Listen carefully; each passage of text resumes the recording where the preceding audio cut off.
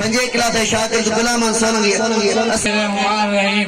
कि मोहम्मद से वफातों ने तो हम तेरे हैं, कि मोहम्मद से वफातों ने तो हम तेरे हैं, ये जहाँ चीज है क्या लो कलम भी तेरे हैं। जनाब महफिल सदर मोहज़्ज़त उस्ताद साहबा ऐं शागिर्द साथियों अस्सलाम अलैकुम।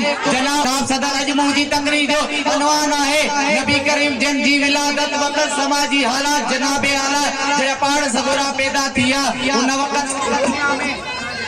उन वक़्त सही दुनिया में जहाँ हालात जी उंदे छायल हुई किथे भी का क़ौम पूरी तरह से अल्लाह ताला जो नालो न वठदी हुई बुतन जी पूजा आम थी हुई। अरब घड़न क़ौमन कबीलन में विरहायल हुआ।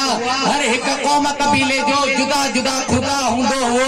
ये काठ पत्थर अटे मटियल बुतन के पंहिंजो खुदा समझदा हुआ। उन्हनि कूड़न खुदा जी पूजा करे उन जे साम्हूं झुकदा हुआ ऐं सजदा कदा हुआ। जनाबे आला अरबन में बुतन जी पूजा का सवाए ॿियूं बि केतिरियूं बुरायूं हो। ये हमेशा पाण में मिलंदा रहंदा हुआ। थोड़नि ॻाल्हियुनि खां इन जूं जंगियूं साल ताईं हलंदियूं रहंदियूं हुयूं। साथियो अरबन में जुआ खेॾण हिक ॿिए ते नेमतियूं लॻाइण ख़राब नालनि सां सॾण कूड़ ॻाल्हाइण चुगली हण ऐं शराब पीअण जहिड़ियूं तमामु घणियूं इख़लाक़ी समाजी बुरायूं हूंदियूं हुयूं।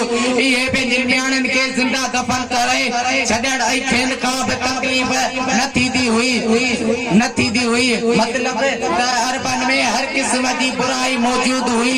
जनाब सदर असांजे आका यतीम के या मिस्किन जे मददगार पंहिंजे इख़लाक़ किरदार ऐं सुहिणी तालीम